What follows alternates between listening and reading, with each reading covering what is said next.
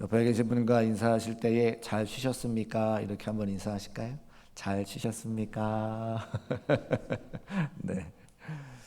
오늘 근로자의 날인데 목사님은 근로자입니까? 아닙니까? 여러분 근로자 좀 쉬셨어요? 네. 쉬시는 분도 계시고 또 아닌 분도 계신데 애매하더라고요. 학교 선생님은 근로자가 아니신 것 같고 공무원은 근로자인가요? 아니세요? 희한하네요. 그럼 누가 근로자인 거예요? 목사님도 근로자는 아니고 목사님은 목사님이에요. 우상진 권사님도 오늘 근무하셨다고 하는 거 보니까 그렇죠? 네, 그렇습니다. 네, 근무하신 분들이 많으시네요. 아무튼 저 피곤한 몸을 이끌고 또 함께 오셔서 예배해 주셔서 너무 감사드리고 오전에 전에 섬기던 교회 같이 사역하던 권사님 한 분이랑 청년 자매가 한 분 오셨는데 앞에 좀 앉아 있었나 봐요. 그랬더니 이제 우리 교회 분들이 아니니까 누구신가 이렇게 궁금해가지고 와서 이제 물어보셨다는 거죠. 그래서 가끔 이제 뭐 저나 또 이렇게 교회 손님들이 찾아오실 수 있을 때에 그저 우리 교회 식구들이라 생각하시고 이렇게 반갑게 맞아주시고 또 그렇게 하셨지만 맞아주시고 이렇게 가끔 또 우리 교회 이렇게 모르시는 분 찾아오시면 좋은 일이니까 함께 환영하고 또 한 영혼 소중히 여길 수 있는 우리 모두가 되시기를 주의 이름으로 축복합니다. 베드로전서 1장 말씀 계속해서 증거하고 있는데 앞에 내용을 조금 이렇게 복습해 보면 성도는 나그네다 이렇게 말씀을 드렸습니다. 나그네인데 택함 받은 나그네인 것을 말씀드렸죠. 그래서 성도가 가진 특권이 여러 가지가 있는데 하나님을 찬양하는 자, 하나님을 찬양하는 것 자체가 특권이라고 하는 겁니다. 지나가는 사람들에게 아무리 하나님을 찬양하라고 요청해도 그들 마음 가운데 하나님을 믿는 마음과 은혜가 없으면 하나님을 찬양할 수 없는데 우리는 방금과 같이 오랜 시간 동안 또 하나님을 찬양하고 또 예배 자리에 나와서 함께 예배할 수 있는 것은 우리에게 주어진 특권이라고 하는 거죠. 또 우리가 근심할 수 있지만 금방 그 근심이 사라진다고 하는 것은 이 땅 가운데 삶이 마치고 하나님이 계신 영원한 본향으로 갈 것을 우리가 알고 있기 때문에 근심하지만 곧 기뻐할 수 있다고 하는 겁니다. 또 우리가 볼 수 없는데 하나님은 눈에 보이지 않으시는데 그 하나님이 계신 것을 우리가 믿어지는 거죠. 그리고 하나님을 사랑하고 하나님을 즐거워할 수 있는 것 성도의 특권입니다. 그리고 이 모든 믿음의 결과로 우리가 무엇을 받느냐? 구원을 받는다라고 하는 것이 성도의 특권인데 이 구원을 베드로전서에서 뭐라고 설명하냐면 예언자들 선지자들도 이 구원에 대해서 연구한 주제였고 천사들도 살펴보기를 원하는 것이 이 구원이었다. 그래서 구원받는 것은 성도의 특권이라고 하는 것을 지금까지 말씀을 드렸습니다. 이 네 가지 특권이 한 가지로 모아지는데 그 한 가지가 뭐냐면 바로 소망이라고 하는 거죠. 우리가 이 땅 가운데 삶을 살아가면서 구원받은 나그네의 성도로서 우리에게 있는 가장 큰 선물이 뭐냐? 소망. 그 소망은 무슨 소망이냐면 곧 예수 그리스도 하나님을 뵙게 될 것이라고 하는 소망이 우리에게 주어져 있다고 하는 겁니다. 예수님은 우리의 심판자가 되어 주셔서 우리가 하나님 계신 천국으로 가든지 영원한 지옥에 빠지는 둘 중에 하나인데 그 예수 그리스도를 우리가 믿고 구원받아 하나님이 계신 본향으로 갈 수 있는 그 소망, 그 소망을 우리가 붙잡고 살아간다. 그것이 성도의 특권이라고 말하고 있습니다. 그 베드로전서 1장이 이 성도의 특권만 말하는 것으로 끝나지 않고 12절로 끝나는 것이 아니라 17절을 같이 함께 읽었지만 17절까지 말씀이 있고 또 25절까지 말씀이 있다는 거죠. 그 12절까지 말씀을 한 다음에 오늘 우리가 함께 읽은 말씀에 그러므로라고 하는 접속사로 이어져 있다는 거예요. 그러니까 12절까지 성도는 나그네이고 영원한 본향을 취하는 소망이 우리에게 있는 사람들인데 그것으로 끝나는 것이 아니라 그러므로 앞으로 더 진짜 하고 싶은 이야기가 있다고 하는 거죠. 그래서 오늘 13절 말씀부터 17절까지 말씀을 같이 읽었다라고 하는 겁니다. 그래서 성도는 이렇게 살아야 된다라고 하는 말을 베드로 사도께서 초대교회 성도들에게 주고 있는 것이죠. 우리 13절 말씀을 같이 한번 읽어보겠습니다. 13절 시작. 그러므로 너희 마음에 허리를 동이고 근신하여 예수 그리스도께서 나타나실 때에 너희에게 가져다 주실 은혜를 온전히 바랄지어다. 아멘. 온전히 바랄지어다. 너희 마음에 허리를 동이고 근신하여 살아야 된다. 이렇게 13절 말씀하고 있고요. 또 14절 말씀에 과거처럼 살면 안 된다. 이렇게 말하고 있습니다. 그러면 어떻게 살아야 되느냐? 또 15절에 보니까 너희를 부르신 거룩한 이처럼 거룩한 자가 되어라. 거룩한 자로 살아야 된다 말씀하고 있고, 또 17절에 보니까 나그네로 있을 때에 두려움으로 지내라 이렇게 말하고 있는 거죠. 다 어떤 삶을 살아야 된다라고 우리에게 요청하는 내용이 그곳에 기록이 되어져 있습니다. 그런데 보면 다 명령형으로 되어 있어요. 이렇게 이렇게 해라. 이렇게 이렇게 해라. 자, 너희 마음의 허리를 동이고 근신하라. 또 과거처럼 살면 안 된다. 또 15절에 거룩한 자가 되라. 16절에 하나님도 거룩하니 너희도 거룩하라. 17절에 나그네로 있을 때 두려움으로 지내라. 다 명령하고 있는 거죠. 그러니까 하나님 베드로 사도께서 초대교회 성도들에게 이렇게 해야 된다. 이렇게 삶을 살아라라고 명령하고 있다는 거예요. 근데 앞의 내용은 명령하지 않았습니다. 앞의 내용은 평서문으로 무엇이니라 무엇이다 이렇게 설명하는 거죠. 한번 볼까요? 여러분 성경 갖고 계시니까 4절에 보면 간직하신 것이라, 5절에 보면 능력으로 보호하심을 받았느니라, 또 6절에 보면 또 크게 기뻐한다, 8절에 사랑하는도다. 다 뭐냐면 설명하는 내용이거든요. 그러니까 지금까지 베드로 사도께서 성도들에게 말씀하신 것이 무엇이냐면 구원이 무엇이다, 나그네의 삶이 무엇이다, 성도의 삶이 무엇이라고 쭉 설명하는 거예요. 그 설명하는 이유는 목적이 무엇입니까? 그것에 대해서 알려주는 거죠. 우리 성도들의 삶이 나그네의 삶이고 우리 삶에 시험이 있는 것은, 고난이 있는 것은 그 온전한 구원을 이루기 위한 하나님의 방법이다, 구원의 방법이다, 하나님의 보호하심이다, 이렇게 쭉 설명하고 있는 거예요.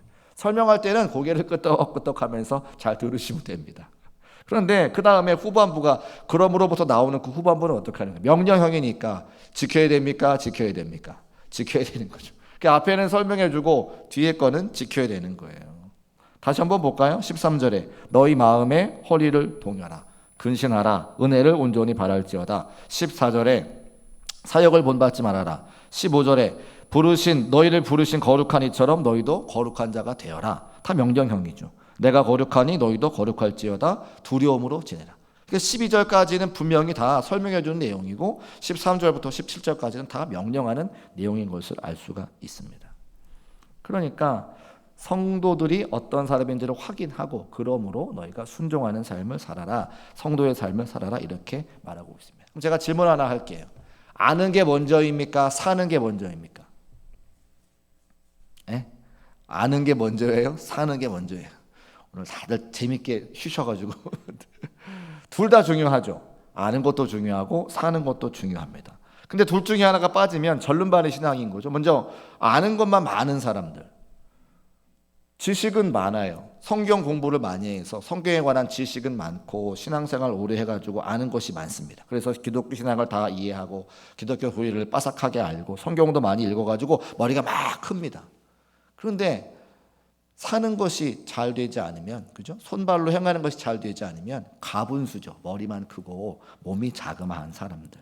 반대로 신앙생활 열심히 합니다. 열심히 신앙생활하고 봉사하고 섬기고 열심히 믿어요. 그런데 자기가 믿는 기독교 신앙을 설명하라고 이야기하면 저는 잘 몰라요. 30년 신앙생활 했는데 하나도 몰라요. 근데 그게 겸손한 말이 아니고 잘못된 거죠. 새벽 예배 한 번도 안 빠지고 나오시는데 뭘 믿습니까? 물어보면 난 잘 몰라요. 문제가 있는 거라고 하는 거예요. 오늘 베드로 전서 설교합니다. 성경 피세요. 그랬더니 막 성경 앞에부터 막 피고 있는 거예요. 베드로전서는 저 신약 성경 저 뒤쪽에 있는데, 신방 가서도요, 제가 이렇게 말씀 증거하다 보면 어디 펴시다 그러면요, 못 하시는 분이 너무 많으세요. 그럼 제가 민망해서 제가 찾아드려요. 그러니까 제가 찾아드리면 제가 민망하다는 거예요. 성경을 좀 읽어보셨다고 하면 적어도 구약 성경에 뭐가 있는지, 신약 성경에 뭐가 있는지 대충 아실 텐데, 앞에서부터 신약 성경을 말씀드렸는데 앞에서부터 쭉 넘기시는 모습을 보면 제가 다 민망할 때가 있다는 거죠. 그러니까 우리가 열심히 신앙생활하는 거 중요하고 섬기는 거 중요한데, 우리가 믿는 대상 하나님에 대해서 분명한 알물, 지식을 갖고 있어야 된다고 하는 겁니다. 여러분, 신앙의 밸런스가 중요한데요, 믿습니다 이렇게 우리 기복 신앙 있잖아요, 우리 토속 신앙에. 그래서 막 이렇게 정한 날에 물 떠놓고 비나이다 천지신명께 비나이다. 근데 신앙과 그런 그 미신이 다른 것은, 미신은요 자기가 비는 대상이 누군지가 중요하지가 않아요.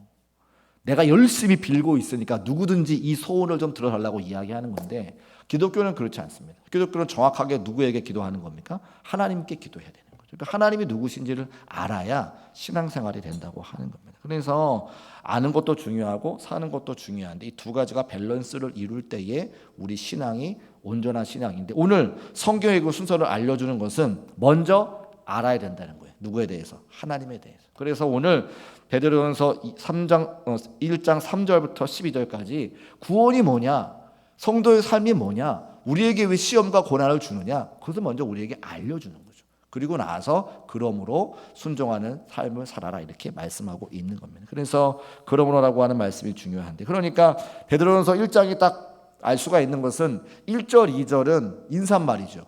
3절부터 12절까지는 구원이 무엇인지, 또 나그네의 삶이 무엇인지, 성도의 삶이 무엇인지, 왜 우리가 고난받는지, 이걸 쭉 설명하고 있는 거예요. 그리고 나서 그러므로 이러이러한 삶을 살아라 라고 우리에게 말씀하고 있는 것입니다.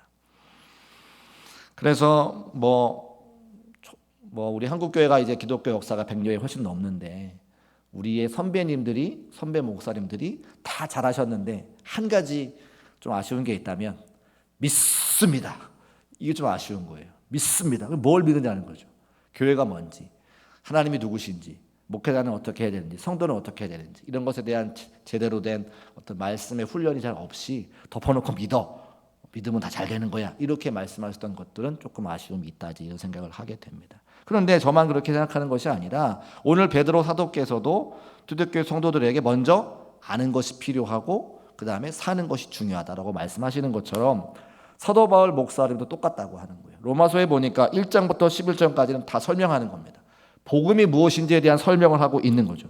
교리적으로 설명을 합니다. 그리고 12장부터 이렇게 이야기해요. 1절에 그러므로 지금까지 복음이 무엇인지 설명했기 때문에 하나님의 모든 자비하심으로 너희를 권하노니 너희 몸을 하나님이 기뻐하시는 거룩한 산 제사로 드리라. 뭐예요? 명령형이죠. 그러니까 먼저 복음이 무엇인지 설명을 하고, 설명을 들었으니까 끄떡끄떡 이해하고, 그러므로 너희 몸을 거룩한 산 제사로 드리라 명령을 하고 있다는 겁니다. 그런 삶을 살아라 말씀한다고 하는 거죠. 에베소서 마찬가지인데요. 1장부터 3장까지는 구원에 대한 설명을 쭉 합니다.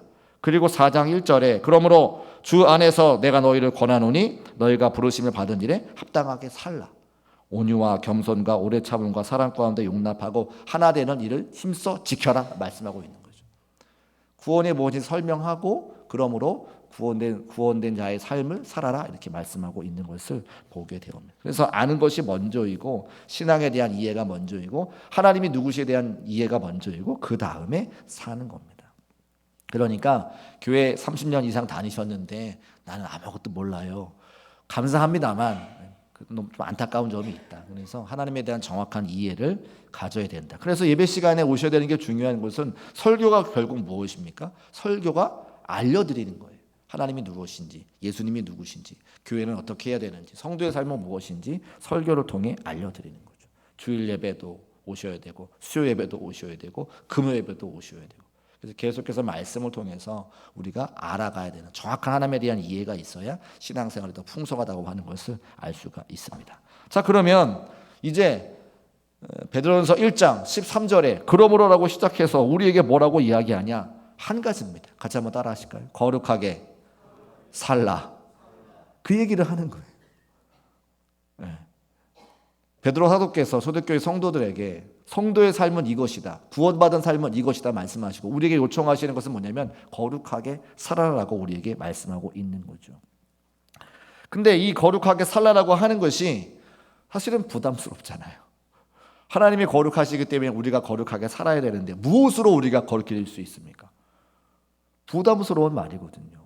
뭐든지 명령형으로 살라고 말씀하는 건 부담스러워요. 그런데 앞에 설명해 주시면 고개를 끄덕끄덕하고 이해한 다음에 사는 거는 좀 쉽다는 거예요. 왜 거룩하게 살아야 되느냐? 앞에 쭉 말씀을 하시는 거죠. 너희 마음의 허리를 동이라 13절에 말씀하셨잖아요. 마음의 허리를 동이라고 하는 것은 무엇이냐면, 출애굽을 앞두고 유월절 어린 양을 잡아먹을 때 하나님께서 뭐라고 말씀하셨냐면, 허리에 띠를 띠고 발에 신을 신고 손에 지팡이를 잡고 먹으라 그랬어요. 그 말은 그건 뭐냐면 곧 떠날 채비를 하고 먹으라는 거예요. 허리를 동이라고 하는 것은 무엇입니까? 너희가 거룩한 삶을 살아야 되는데 왜요? 이 세상의 삶이 곧 맞춰질 거기 때문에, 예수님께서 곧 재림하실 것이기 때문에 마음의 허리를 동이고 곧 떠날 준비를 하고 살아야 된다 말씀하고 있는 거죠. 그 말 자체가 부담스럽습니다. 우리는 늘 평안하기를 소원하고 안정되기를 원하는데 마음의 허리를 동이고 그렇게 거룩하게 삶을 살아가고 하면 교인들이 부담스럽다고 하는 거예요. 근신하며 살아라, 무슨 뜻이냐면 술 취하지 말라라고 하는 뜻이거든요. 세상에 취하지 말고. 근데 이런 것도 부담스럽죠. 왜 꼭 그렇게 살아야 되느냐. 14절 말씀 더 부담스러워. 옛날처럼 살지 말아라 말씀하죠. 또 15절에 너희 거룩하게 살아야 된다. 하나님이 거룩하시니까 너희도 거룩하라. 아주 부담스럽습니다.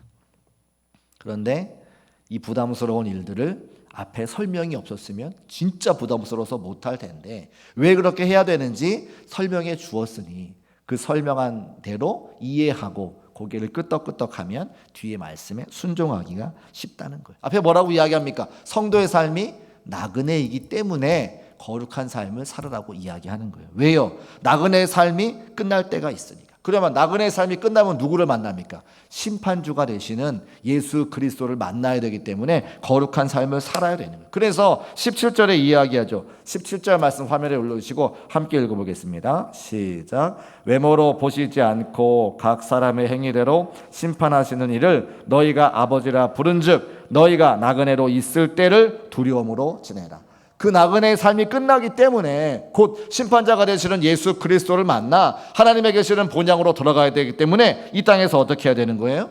거룩하게 살아야 되는 거예요. 왜요? 우리는 그 나그네의 삶이 끝날 때가 반드시 오기 때문에. 그러면 이해가 되죠. 아, 그렇구나. 내가 이 나그네의 삶이 영원히 지속되는 것이 아니라 끝나는 종말의 때가 있기 때문에 마음의 허리를 동이고 거룩하게 살아야지라고 하는 마음의 결심이 들 수 있다고 하는 겁니다. 14절에도 중요한 표현이 나오는데요. 옛날에는 알지 못했지 않느냐. 알지 못할 때는 그렇게 살았지만 이제 알았으니까, 이제 배웠으니까, 이제 구원에 대한 지식이 있으니까 이제 거룩하게 살아라 말씀하고 있는 것이죠.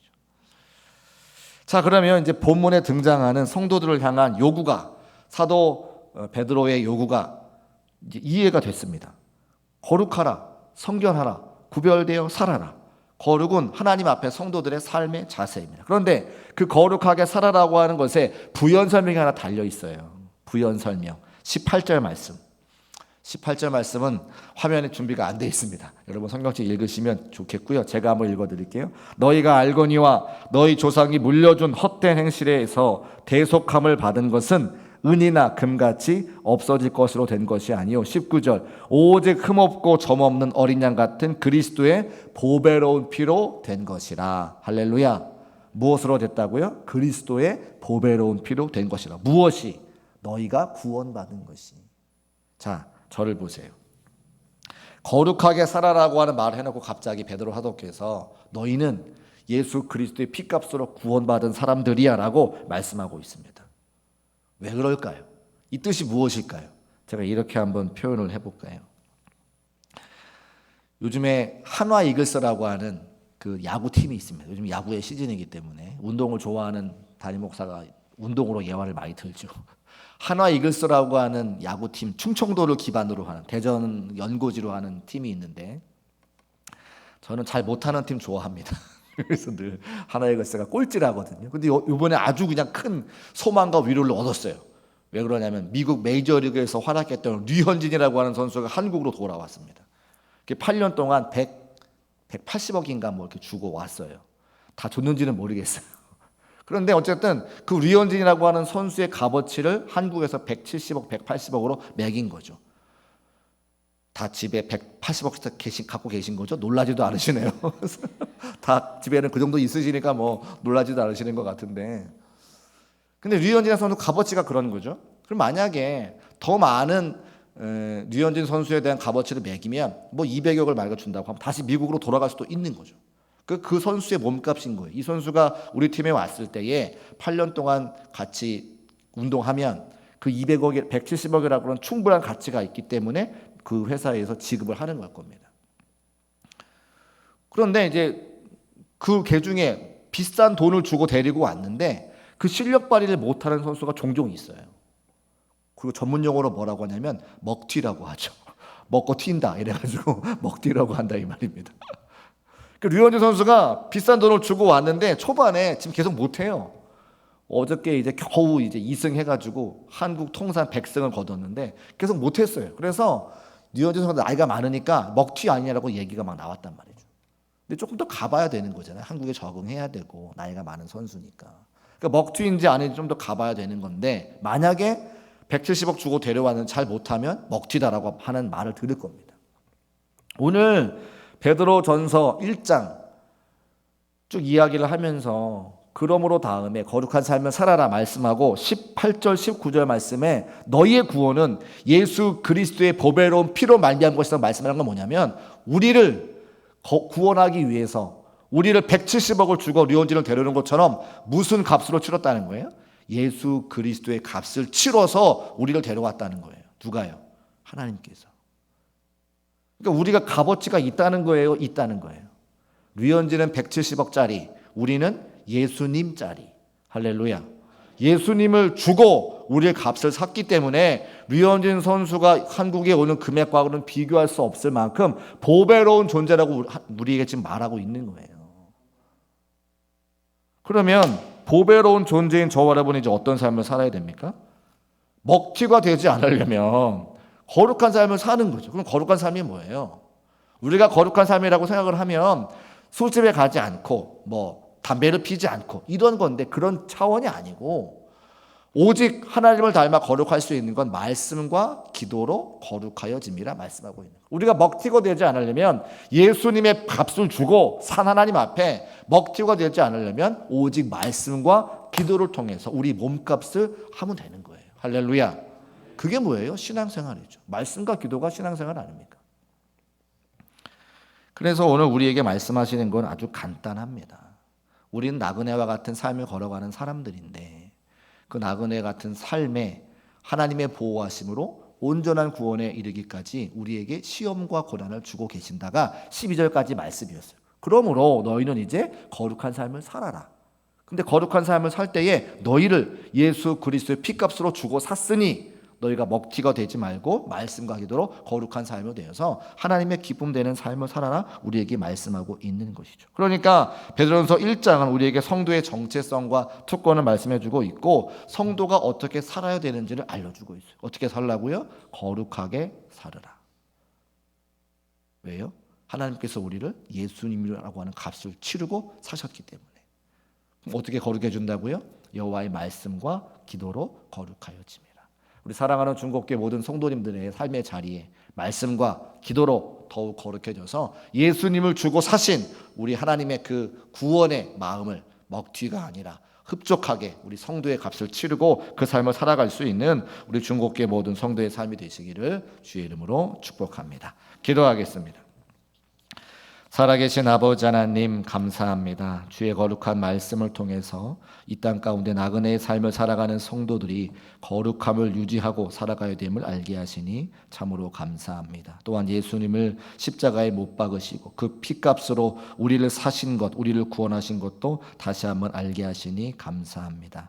하나님 앞에 말씀과 기도로 거룩하여져서 하나님의 기쁨 되는 모든 중국교회 성도가 되게 하시고 하나님 말씀 붙잡고 기도하다가 응답되어져 하나님의 자녀인 것을 날마다 고백할 수 있는 복되고 귀한 성도의 삶이 될 수 있도록 주께서 인도하여 주옵소서. 함께 하실 것을 믿고 감사드리며 거룩하신 예수 그리스도의 이름으로 축복하고 기도합니다. 아멘.